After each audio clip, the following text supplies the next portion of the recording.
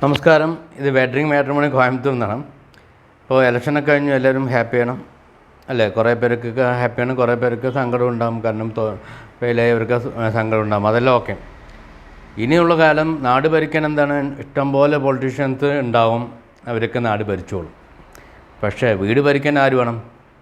അവനവന് സ്വന്തം വൈഫ് തന്നെ വേണം, അല്ലെങ്കിൽ വീട്ടിൽ മാരേജ് തന്നെ ചെയ്യണം. അപ്പോൾ കല്യാണം ആകാതെ ഒത്തിരി ആൾക്കാർക്ക് വേണ്ടിയിട്ടാണ് നമ്മൾ മാട്രിമോണി ചെയ്യുന്നത്. മനസ്സിലായില്ലേ? അപ്പോൾ നമ്മൾ മറ്റുള്ള സമയങ്ങൾ, നമ്മളിലുള്ള സമയങ്ങൾ മറ്റുള്ളവർക്ക് വേണ്ടി നമ്മളെന്ത് ചെയ്തു? രാഷ്ട്രീയത്തിനും കുറേ പേര് രാഷ്ട്രീയത്തിൻ്റെ സമയങ്ങൾ ചിലവാക്കി, കുറേ പേര് MLM കമ്പനിൻ്റെ ബാക്കിൽ പോയി. പിന്നെ അതുപോലെ ഓരോ നമ്മുടെ വിലപ്പെട്ട സമയങ്ങൾ നമ്മളെന്ത് ചെയ്തു? കളഞ്ഞ് കുളിച്ചുകൊണ്ടിരിക്കാം. അപ്പോൾ അത് കളയാതെ ഇപ്പോൾ ഞാൻ എന്താ പറയുന്നത്, നിങ്ങൾ രാഷ്ട്രീയക്കാരൻ ഞാൻ എടുത്ത് പറഞ്ഞപ്പോൾ വിഷമിക്കരുത്. ഇനി കുറച്ചും കൂടി കഴിഞ്ഞാൽ രാഷ്ട്രീയത്തിന് കൊടിപിടിക്കാൻ പോലും ആളുണ്ടാവില്ല. എന്തുകൊണ്ടാണ്? ഒന്ന് ആലോചിച്ച് നോക്കും. ഒരു 60% ആൾക്കാർ കല്യാണം ആവാതെ നിൽക്കുന്നുണ്ട് ഇഷ്ടം പോലെ. അതായത് ഒരു ഇതുമില്ല, ഒരു പട്ടിക്കുള്ള വില പോലും ഇല്ല. കാരണം അവരെന്തെങ്കിലും ചെയ്ത് കൂട്ടിക്കൊണ്ടിരിക്കുക പാവങ്ങൾ. ബാക്കിയുള്ള സമയങ്ങൾ ബീവറേജിൽ പോയി സാധനം അടിച്ചിട്ട് ഇരിക്കുക എന്നല്ലാണ്ട് അവൻ്റെ വിഷമങ്ങൾ എന്ത് ചെയ്യാൻ പറ്റും? അപ്പോൾ അങ്ങനെയൊക്കെ തീർക്കാം. അപ്പോൾ അതല്ല, അതിന് നമ്മൾക്കൊരു പോം വഴി എന്നുള്ള ബേസിലാണ് നമ്മൾ വെഡ്ഡിങ് മാട്രിമോണി തുടങ്ങിയത്. കല്യാണം കഴിയാത്ത ഒരു കൂട്ടം ആൾക്കാർക്ക് നമുക്ക് നമ്മളൊരു പ്രചോദനം, അതായത് നമ്മൾ വെഡ്ഡിങ് മാട്രിമോണിയിലൂടെ അവർക്കൊരു നല്ല സപ്പോർട്ടിങ് ആവട്ടെ എന്ന് പറഞ്ഞിട്ട് നമ്മൾ ചെയ്യുന്നു. പറഞ്ഞു മനസ്സിലായോ? ഒരു വലിയൊരു കൂട്ടായ്മയാണ്, കല്യാണം കഴിയാത്ത ഒത്തിരി ആൾക്കാരുടെ ഒരു വലിയൊരു കൂട്ടായ്മ തന്നെയാണ് വെഡ്ഡിങ് മാട്രിമോണി. അല്ലാതെ വെറുതെ ഒരു സുപ്രഭാതത്തിൽ പൊട്ടിപ്പുറപ്പെട്ടതല്ല. ഇപ്പം 4 വർഷമായിട്ട് ഞങ്ങളിതിനെക്കുറിച്ച് ആലോചിക്കുന്നതാണ്. അതെങ്ങനെ ചെയ്യുക, അതെങ്ങനെ മുന്നോട്ട് കൊണ്ടുപോകുക. നമ്മൾ വെറുതെ ചുമ്മാ എടുത്തിട്ട് ഞാൻ കുറച്ച് വീഡിയോകൾ ചെയ്തു, അതിലൊന്നും ചെയ്യുന്നതല്ല. ഇതിപ്പോൾ നമ്മൾ തെലുങ്കാന ആയിക്കോട്ടെ, ആന്ധ്ര ആയിക്കോട്ടെ, തമിഴ്നാട് നമ്മൾ എല്ലാ സ്റ്റേറ്റിലും നമ്മുടെ ആൾക്കാർ വർക്ക് ചെയ്യുന്നുണ്ട്. ഒരു വലിയൊരു കൂട്ടായ്മയാണ്. ഇപ്പോൾ ഞാനൊരു ഉദാഹരണം പറയാം. ഞാൻ തന്നെ ആയിക്കോട്ടെ, റോട്ടിലൊരു പട്ടിയും തല്ലിക്കൊന്നു, എന്തു ചെയ്യും? ആൾക്കാർ അപ്പം തന്നെ ഷൂട്ട് ചെയ്തിട്ടും എനിക്ക് തക്കതായുള്ള ശിക്ഷ വാങ്ങിച്ചു തരാൻ ഒരുപാട് പേരുണ്ട്. മനസ്സിലായോ? ഇപ്പം നിങ്ങളൊന്നും ഒരു പട്ടിക്ക് ഇത്രയും വാല്യൂ നമ്മൾ കൊടുക്കുന്നുണ്ട്. ഒരു മനുഷ്യജന്മം, ആരുമില്ലാതെ അവൻ അനാഥപ്പെട്ടിട്ട് മരിച്ചു പോകുന്ന സമയത്ത് അതിനാലോചിച്ച് സങ്കടപ്പെടാൻ ഇന്ന് ഒരു കാര്യമില്ല, ഒരാളും ഉണ്ടാവില്ല. മനസ്സിലായോ? അപ്പം അതിന് വേണ്ടിയിട്ട് അതിനൊക്കെ പ്രതിരോധിക്കാൻ വേണ്ടിയിട്ട് മാത്രമാണ് നമ്മളെന്ത് ചെയ്തു? ഈ വെഡ്ഡിങ് മാട്രിമോണി നമ്മളൊരു വലിയൊരു കൂട്ടായ്മയാണ്. അപ്പോൾ അതിനൊക്കെ നമ്മൾക്കൊരു ഉത്തരം കൊടുക്കാൻ പറ്റുന്ന ഒരു ഇതാണ്. പറഞ്ഞ മനസ്സിലായോ? പിന്നെ അതേപോലെ തന്നെ നമ്മൾ മെയിനായിട്ട് നോക്കേണ്ട കാര്യം എന്താ വെച്ചിട്ടുണ്ടെങ്കിൽ, ഇപ്പോൾ ഒരു മനുഷ്യജന്മം വെറുതെ നശിച്ച് മരണപ്പെട്ട് പോകണതല്ല കാര്യം. നമ്മൾ ജീവിതത്തിൽ എന്തെങ്കിലുമൊക്കെ നേടാൻ പറ്റുമെങ്കിൽ അത് ഞാൻ ഒന്ന് പറയട്ടെ ദയവായിട്ട്, നമ്മുടെ മനുഷ്യജന്മത്തിൽ എന്തെങ്കിലും ഒരു നല്ല കാര്യം ചെയ്യാൻ പറ്റണം. അന്നദാനങ്ങളും ചെയ്താൽ ചിലപ്പോൾ പുണ്യം കിട്ടുമായിരിക്കും, അതൊക്കെ ഓക്കെ. ഇതേപോലെ ഒരു ജീവിതം ഉണ്ടാക്കി കൊടുക്കുക എന്ന് പറഞ്ഞത് വലിയൊരു സംഭവം തന്നെയാണ് പറഞ്ഞത്. ഇപ്പോൾ ഈ വീഡിയോ കാണുന്നവർ മറ്റുള്ളവർക്ക് എന്ത് ചെയ്യുക? ഒന്ന് ഷെയർ ചെയ്യുക മാക്സിമം.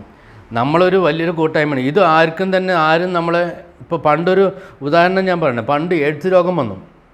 നമ്മളെല്ലാവരും ചെയ്യുന്ന എന്ത് ചെയ്തു? അതിനെ പ്രതിരോധിച്ചു. എങ്ങനെ? ഒരു കൂട്ടായ്മ നമ്മൾ ആൾക്കാരിനെ ബോധവൽക്കരണം ചെയ്ത് അതിനെ നമ്മളെ ഭയങ്കരമായിട്ട് പ്രതിരോധിച്ചു. പക്ഷെ അതുപോലത്തെ ഒരു കേന്ദ്രം തന്നെയാണിത്. പറഞ്ഞു മനസ്സിലായോ? ഒരു മനുഷ്യന് കല്യാണം ഒറ്റപ്പെട്ട് ജീവിക്കുക എന്ന് പറഞ്ഞാൽ വലിയൊരു കേന്ദ്രമാണ്. അവനൊന്നുമല്ലാതെ ഒരു മനുഷ്യ ജന്മം വെറുതെ ചിലപ്പോൾ വെള്ളം അടിച്ചിട്ടോ അവൻ്റെ മയക്കുമരുന്നിലൂടെ അവൻ്റെ അതിലൊരു സുഖം കണ്ടുപിടിച്ചു. അവൻ രാത്രി ഉറങ്ങണമെങ്കിൽ ദൂക്കാൻ വേണം. എന്തുകൊണ്ടാണ് ആ സ്റ്റേജിലെത്തിയത്? കാരണം ഇതിൻ്റെയൊക്കെ കാരണങ്ങൾ നമ്മൾ തന്നെയാണ്, നമ്മുടെ സമൂഹം തന്നെയാണ്. അപ്പോൾ അതിനൊരു ഉത്തരം എന്നുള്ള രീതിയിലാണ് നമ്മൾ ചെയ്യുന്നത്. ഞാൻ എപ്പോഴും പറയുന്നത്, ഇപ്പം കേരളത്തിന് പെണ്ണ് കേട്ടിട്ട് നമുക്ക് അതർ സ്റ്റേറ്റ് നോക്കിത്തരാമെന്നേ. അതെന്ത് വലിയ ബാലികര മലയൊന്നുമല്ലത്. മനസ്സിലായി? നമ്മൾക്ക് ജീവിക്കാൻ. പിന്നെ നമ്മൾ എല്ലാം ചെയ്ത് ഒരു സെറ്റപ്പിൽ എത്തുന്ന സമയത്താണ് എന്ത് ചെയ്യണം? ഇവർ നമ്മളിൽ നിന്ന് പിന്മാറുന്നത്.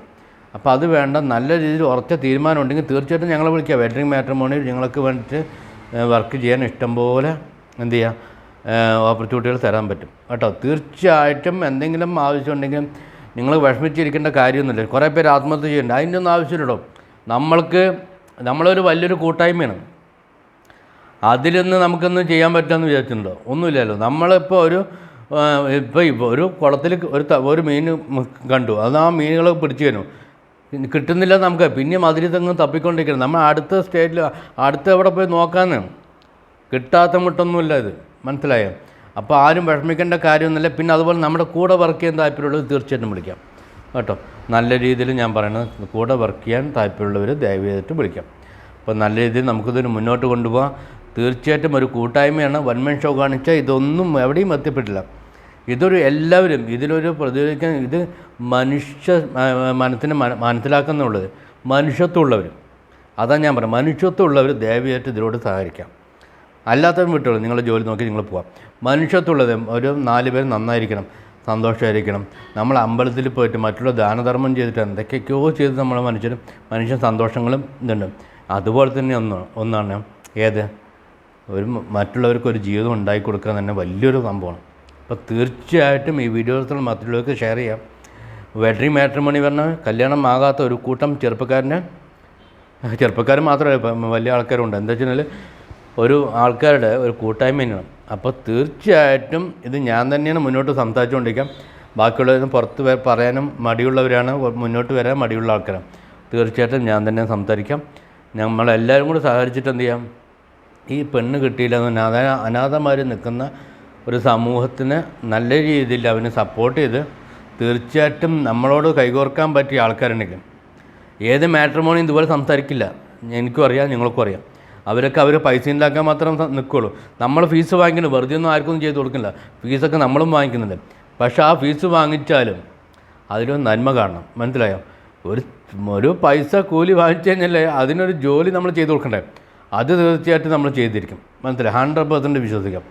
പക്ഷേ 100% ഞാൻ എപ്പോഴും പറയാം, 100% നമുക്ക് സത്യസന്ധമായിട്ട് ഇത് ചെയ്യാൻ പറ്റില്ല. പക്ഷേ ഒരു 50%, 50% നമ്മൾ വിശ്വസിച്ചാൽ മതി.